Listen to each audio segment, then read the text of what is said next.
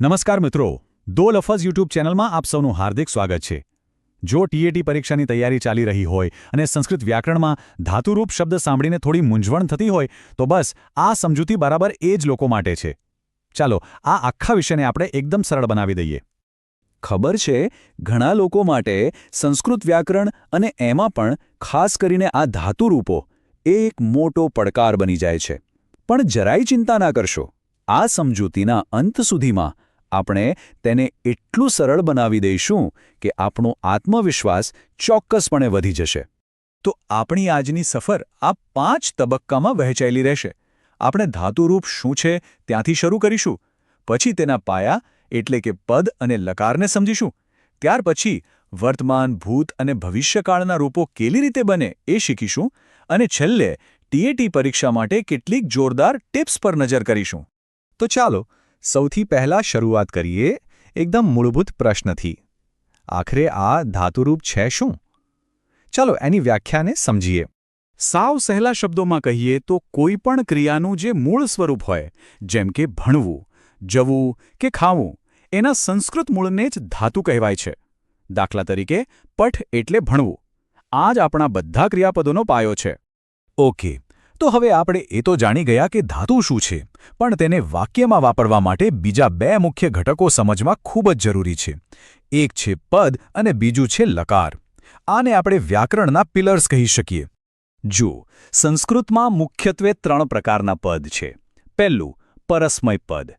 આ ત્યારે વપરાય જ્યારે ક્રિયાની અસર બીજા કોઈ પર થાય, જેમ કે તે ભણે છે. બીજું આત્મનેપદ. આ ત્યારે વપરાય જ્યારે ક્રિયાની અસર કર્તા પર જ પાછી આવે, જેમ કે તે મેળવે છે.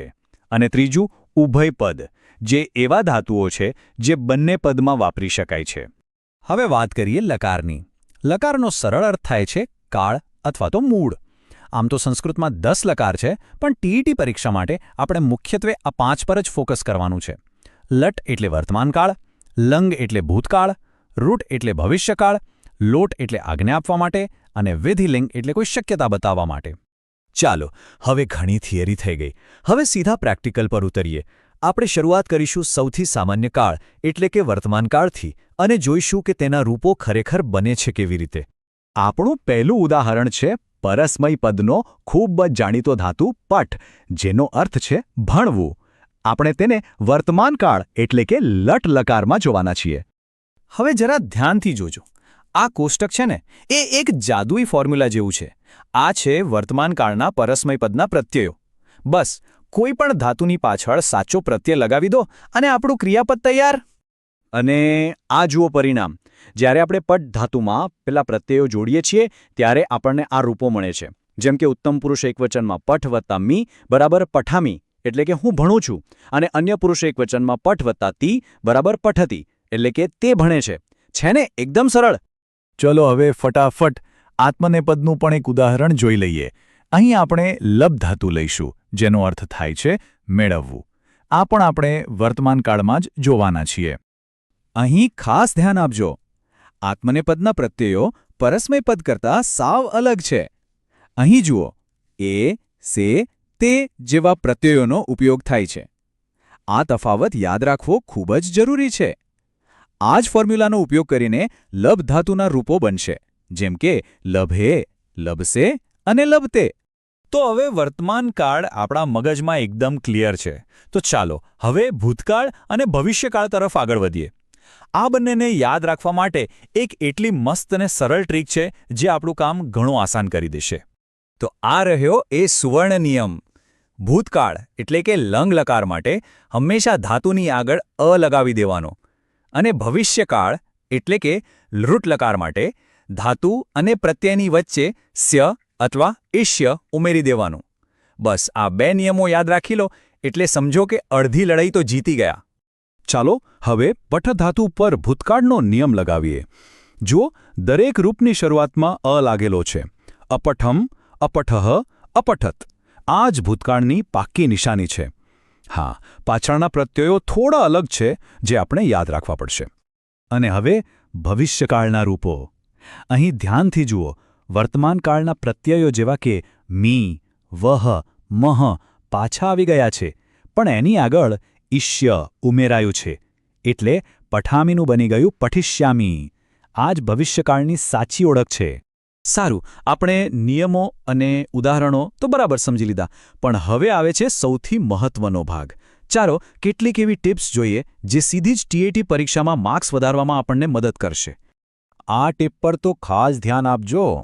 પરીક્ષકોને આ પ્રશ્ન પૂછવો બહુ જ ગમે છે. હંમેશા યાદ રાખજો, અપઠતમાં છેલ્લો ત ખોડો એટલે કે હલંત હોય તો એ અન્ય પુરુષ એકવચન છે, પણ જો અપઠતમાં ત આખો હોય તો એ મધ્યમ પુરુષ બહુવચન છે. આ નાનકડો તફાવત જ 1 માર્ક બચાવી શકે છે. હવે જુઓ, અમુક ધાતુઓ થોડા નિયમભંગ કરનારા હોય છે, જેમ કે ગમ ધાતુ. ભૂતકાળમાં એનું રૂપ બને છે ગચ્છ પરથી અગચ્છત, પણ ભવિષ્યકાળમાં એ પાછું પોતાના મૂળ ધાતુ ગમ પર આવી જાય છે અને ગમિષ્યતિ બને છે. આવું જ પા અને દા ધાતુ સાથે પણ થાય છે. પરીક્ષા પહેલાં આ કોષ્ટક પર એક નજર જરૂર નાખી લેજો. અને છેલ્લે આ 3 બોનસ પોઈન્ટ્સ પણ યાદ રાખજો. પહેલું, ધાતુઓ જુદા જુદા ગણમાં વહેંચાયેલા છે, જે તેના રૂપો પર અસર કરે છે.